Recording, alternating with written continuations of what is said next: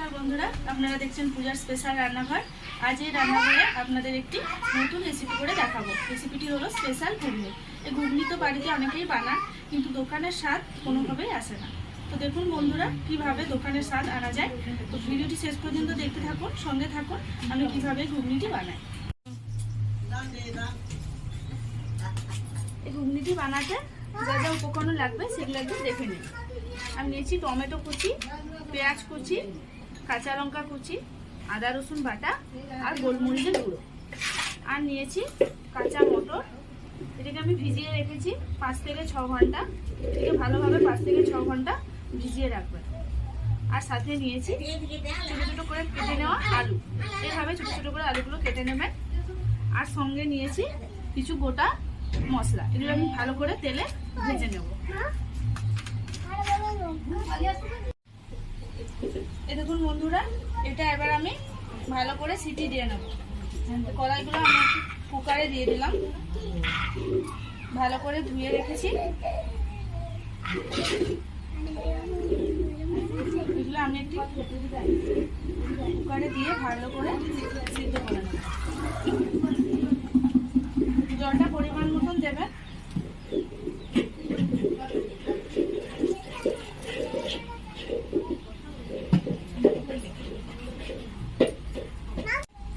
এরকম বন্ধুরা, এটা আমি কালারের জন্য হলুদ দিয়ে নিলাম আর দিয়ে নিলাম পরিমাণ মতো নুন।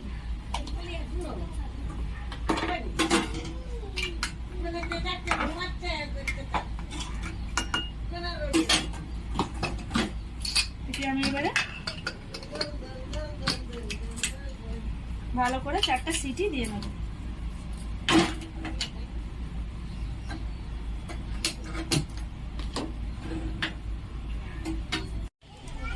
এরকম বন্ধুরা, কড়াইগুলো সিদ্ধ হয়ে গেছে। এবারে এটা আমি নামিয়ে নিলাম।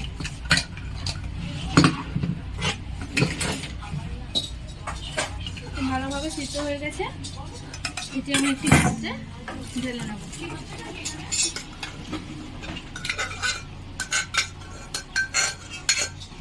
এভাবে সিটি দিয়ে ভালো করে সিদ্ধ করে নিতে হবে।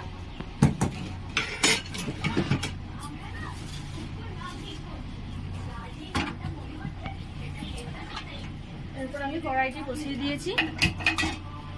কড়াইটিকে ভালো করে গরম করে নেব।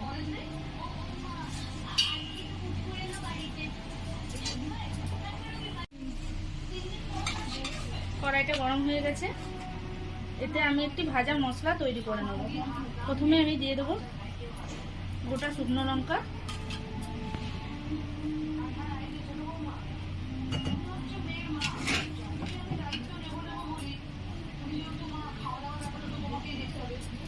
তার সাথে দেবো দারচিনি, এলাচ, লবঙ্গ। এগুলো আমি ভালো করে লাল লাল করে ভেজে নেব। হালকা লাল ভাজা হয়ে গেলে এতে আমি দিয়ে নেব গোটা জিরা, গোটা ধনে আর দেব মৌরি। এটা আমি ভালো করে ভেজে নেব।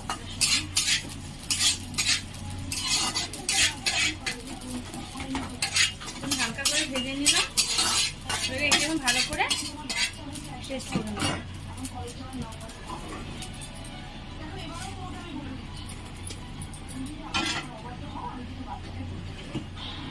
এরপর বন্ধুরা আমি কড়াইতে তেল দেব।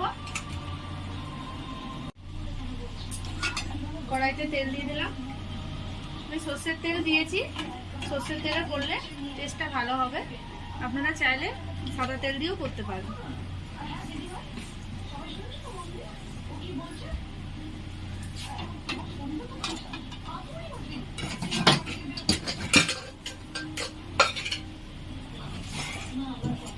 তেলটা ভালো করে গরম করে নেব।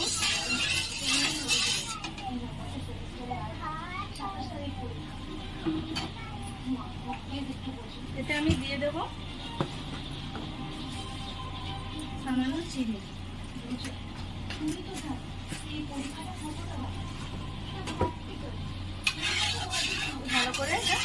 নামিয়ে নেব। দেখুন বন্ধুরা, আমি কড়াইতে তেলটি গরম হয়ে গেছে। এবার এতে আমি দিয়ে দেবো পেঁয়াজ কুচি।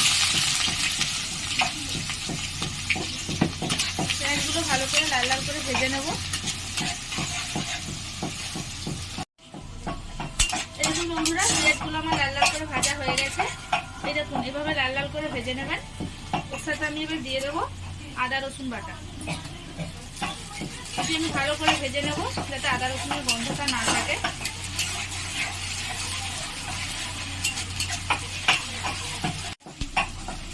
এরকম বন্ধুরা একটু ভাজা হয়ে গেছে। এর সাথে আমি আলুগুলো দিয়ে দেবো। আলুগুলো এখন থেকে দিয়ে দিলে ভালো সিদ্ধ হবে। আমি আলুগুলো দিয়ে দিলাম।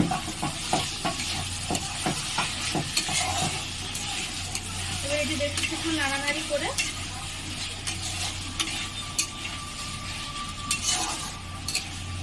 এতে আমি দিয়ে দেবো লঙ্কা কুচি।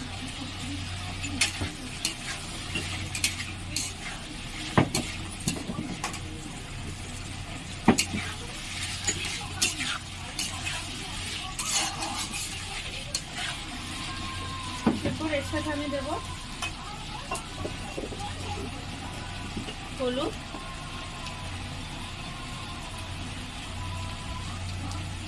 আর দিলাম লঙ্কা গুঁড়ো,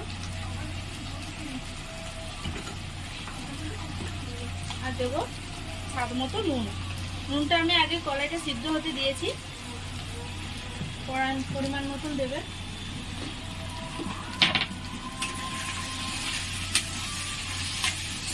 এটি আমি ভালো করে মশলা দিয়ে এবার কষে নেব।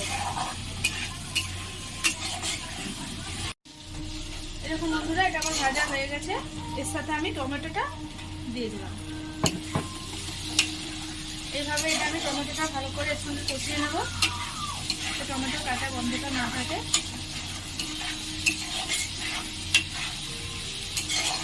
আর এর সাথে দেবো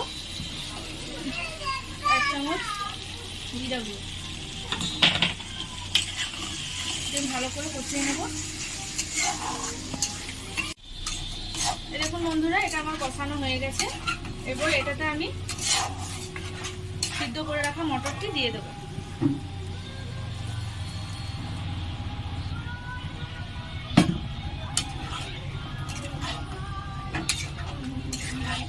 এটি আমি ভালো করে এবার সিদ্ধ করে নেব। এরকম বন্ধুরা, এটা কষানো হয়ে গেছে। এবার এটা আমি একটু পরিমাণ মতন জল দিয়ে দেবো। কিছুক্ষণ ফুটিয়ে নেব। এটা আমি একটু সামান্য জল দিয়ে দিলাম।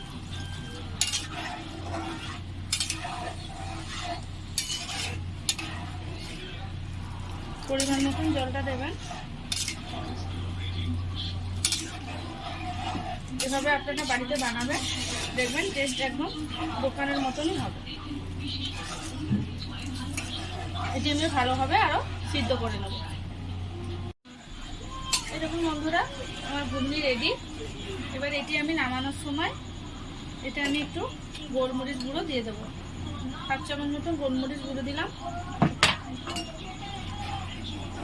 ভালো করে নাড়িয়ে দিবেন। আর ভেজে রাখা মশলাটা আমি 1 চামচ দিয়ে দিলাম। এভাবে আপনারা বাড়িতে বানাবেন, বানিয়ে আমাকে জানাবেন।